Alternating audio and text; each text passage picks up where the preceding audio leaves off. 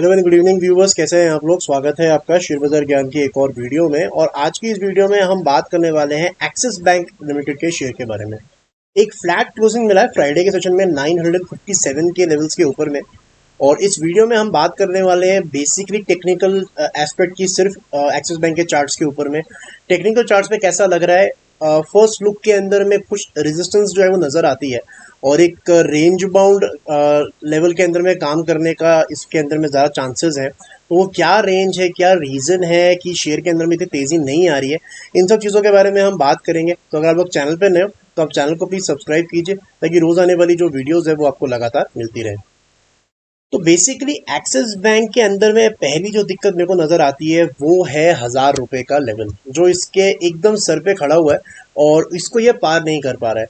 अब क्या होता है जनरली जब भी कोई शेयर अपना फिगर चेंज करता है, यानी कि कोई ट्रिपल डिजिट का शेयर, जैसे मान लीजिए 900 रुपए का शेयर एक्सिस बैंक हम बात कर रहे हैं, 900 रुपए के शेयर को 1,000 रुपए जाने में सिर्फ टेक्निकल रेजिस्टेंस नहीं होती है, एक साइकोलॉजिकल रेजिस्टेंस भी होती है।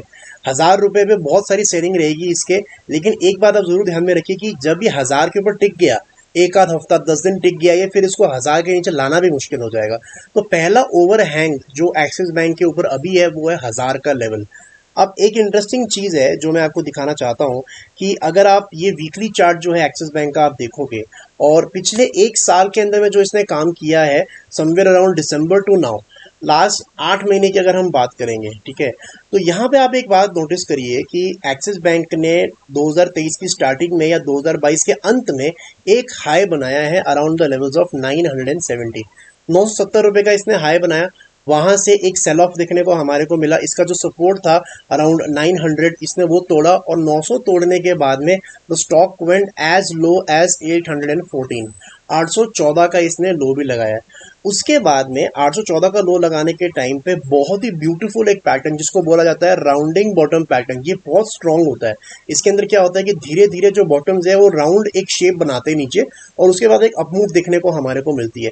और एग्जैक्टली वही हमारे को देखने को मिला, एक अपमूव देखने को मिली 820 825 के लेवल से।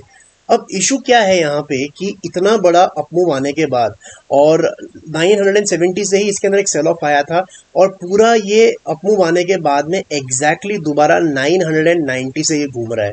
तो इतना जो इसने टाइम लगाया है ऊपर आने का, ऊपर आने के बाद में भी अपने प्रीवियस लेवल को पार कर करके सिर्फ 20 रुपए ऊपर जाके ये फंस गया है। अब मैं क्यों कह रहा हूँ कि फंस गया है, बिकॉज एक पैटर्न होता है जिसके अंदर में हम देखते हैं जब भी एक ग्रीन कैंडल के बाद में दो लगातार रेड कैंडल बनती है, जैसे यहाँ पे भी हमारे को बनते हुए नजर आई। एक ग्रीन कैंडल के बाद में जो भी दो रेड कैंडल लगातार बनती है उसका जो हाई पॉइंट होता है वो उसका रेजिस्टेंस बन जाता है। तो पिछली बार ये रेजिस्टेंस 970 बना था, इस बार ये रेजिस्टेंस 990 बना है।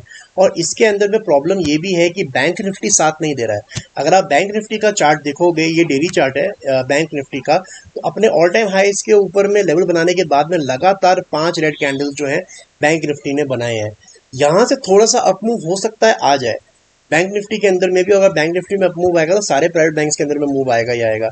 मेरा को ये भी कई बार लगता है कि एक्सिस बैंक आगे पीछे करके 1,000 रुपए का लेवल छू भी जाएगा, लेकिन ऐसा नहीं मुझे लगता है कि ये टिकने वाला है ऊपर। बिकॉज अगर आप एक्सिस बैंक का जो डेली चार्ट है, डेली चार्ट को अगर आप देखोगे और डेली चार्ट के अंदर में अगर मैं 1 मिनट के लिए जो कैंडल्स हैं इनको हटा दूं, so just look at the shape of the 20 moving average, it is shaping downwards. ठीक है, इसका जो ट्रेंड है 20 मूविंग एवरेज हमेशा आपको शॉर्ट टर्म ट्रेंड बताएगा, तो शॉर्ट टर्म ट्रेंड जो है इसका डाउन है।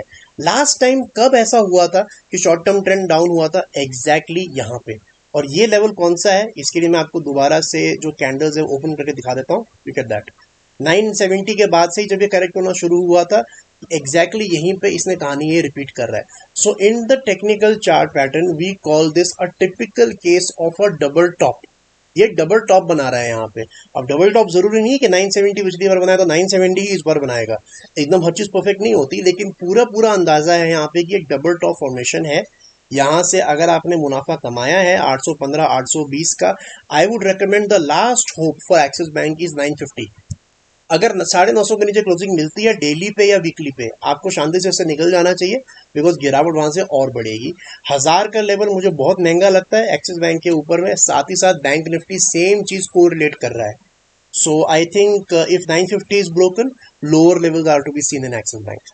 दोस्तों ये था मेरा आज का video Axis Bank. I hope आपको लॉजिक और लेवल जो है वो क्लियर आउट हो गए। कोई सवाल है आपका तो आप कमेंट सेक्शन में डाल सकते हैं।